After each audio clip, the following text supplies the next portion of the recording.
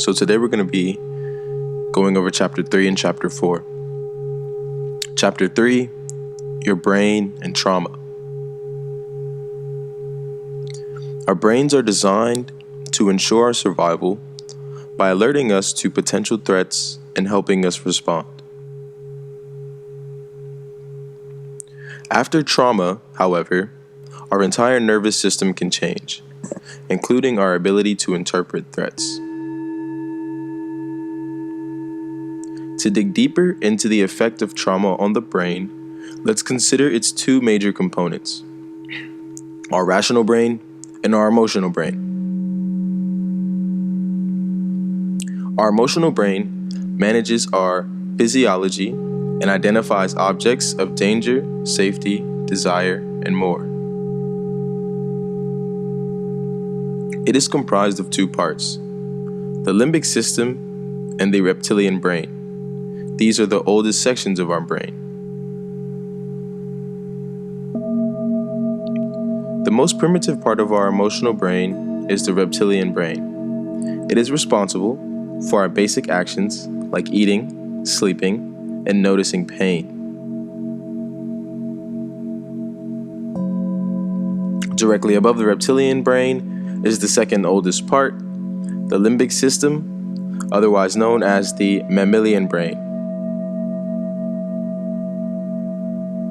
The limbic system is the seat of the emotions, the monitor of danger, the judge of what is pleasurable or scary, the arbiter of what is important for survival.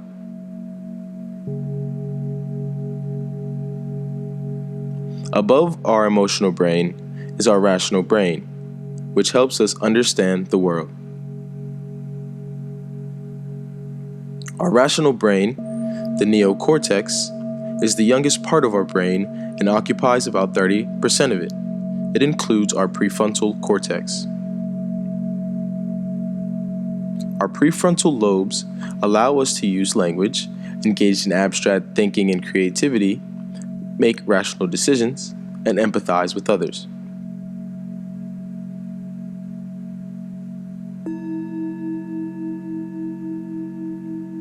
How do these two different brains work together to help us navigate the world around us? Kolk describes three other brain regions that help guide the process. Our brain's main interpreters. The thalamus, aka the cook, takes all perceptual inputs and turns them into a coherent experience. Our amygdala, aka the smoke detector, detects potential threats and decides what's important for our survival. The prefrontal cortex, aka the watchtower, separates real threats from false alarms and helps us react appropriately. When potential danger arises, the thalamus sends information rapidly in two directions, to the amygdala and to our prefrontal cortex. The amygdala, the smoke detector, will receive this information before our prefrontal cortex, the watchtower. If the amygdala detects a potential threat, it will immediately ask the hypothalamus, located on our brain stem, to secrete stress hormones. Thus, the amygdala, or the smoke detector, decides whether incoming information is a threat to our survival even before we are consciously aware of our danger. Then, as long as you're not too overwhelmed or upset, your watchtower will step in and let you know how to behave based on if it's really a threat. Our smoke detector is normally pretty good at deciding what's a threat, unless there has been a trauma. Trauma dampens the connection between the smoke detector and the watchtower, so the brain has a harder time deciding which threats are real. Think of it this way. Our smoke detector might sense smoke, but it can't be certain whether it's from a fire or a barbecue, unless the watchtower gets involved. This means The limbic system will relieve stress hormones even when there's no real threat, pushing the body into a state of fight or flight. Thus, traumatized individuals must work to reprogram their brains to limit the misinterpretation of threats. We'll explore that in later chapters. Summary. Trauma can disrupt communication between the prefrontal cortex and the amygdala, putting the body into fight or flight mode. The main ideas, Chapter 3. Trauma can rewrite how our body responds to potential threats. Your brain has two major components: the emotional brain, which includes the limbic system and reptilian brain, and the rational brain. Trauma can cause the amygdala to become dysfunctional and overreact to potential threats.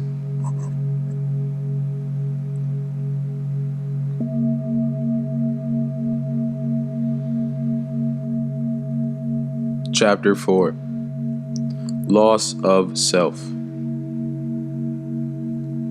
As we saw in the last chapter, trauma rewires how we interact with the world around us. It can also impact how we live within our own bodies. Kolk shares the story of Sherry, a patient who was abused and neglected by her mother, as an example. Sherry had developed the habit of picking at her skin as an adult. She told Kolk she did this because it gave her some relief from feeling numb. She'd seen multiple medical professionals before, all of whom labeled her as suicidal. Despite various forms of treatment, she was unable to stop picking at her skin. When Kolk started treating her, he was struck by how frozen and uptight she was, despite her willingness to answer any questions he asked. Kolk decided to send Sherry to Liz, a massage therapist with whom he had previously worked.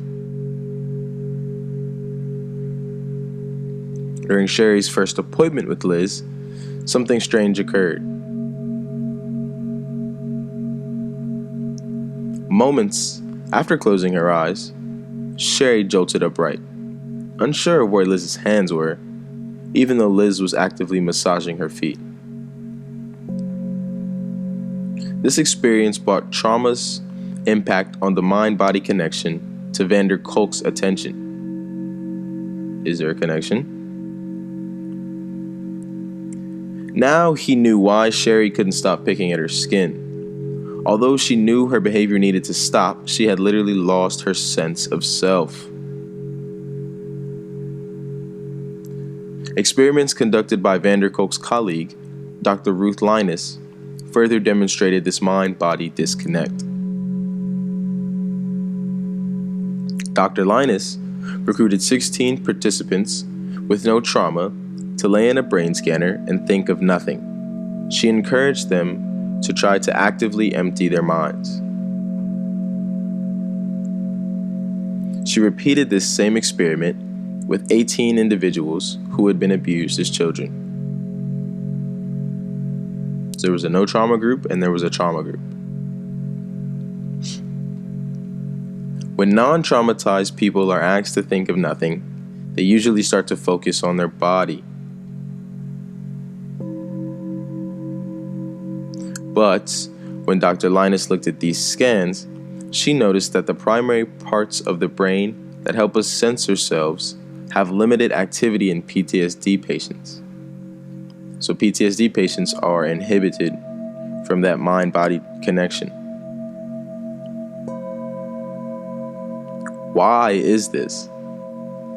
Trauma can cause the body to be in a constant state of over-arousal, which can lead to constant threat perception and lack of sleep. So it's like you're always on like an 11, maybe. After an extended period of time like this, the brain may try to shut down certain regions in an attempt to get some rest.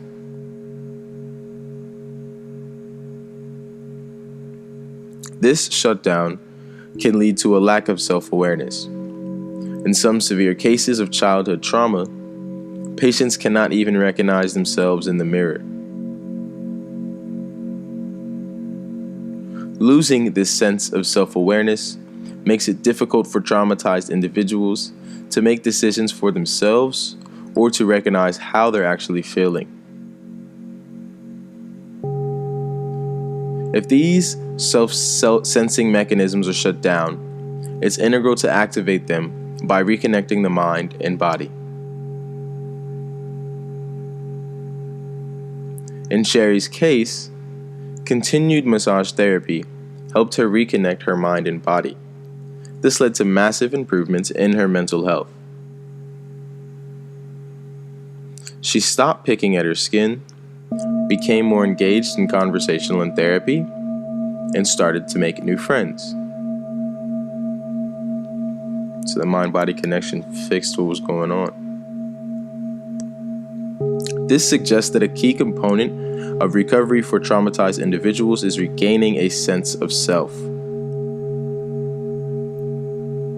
In the following chapters, we'll explore how both talk therapy and physical exercise can help PTSD survivors heal. So recap, trauma can cause certain regions of the brain that help with self-awareness to shut down, leading people to lose their sense of self. The main idea is chapter 4. Trauma can cause certain regions in the brain to shut down, leading to a loss of self-awareness. After an extended period of over-arousal, regions of the brain can shut down and attempt to get some rest. Activities that help reconnect mind and body can reduce the effects of PTSD. Thank you. God bless.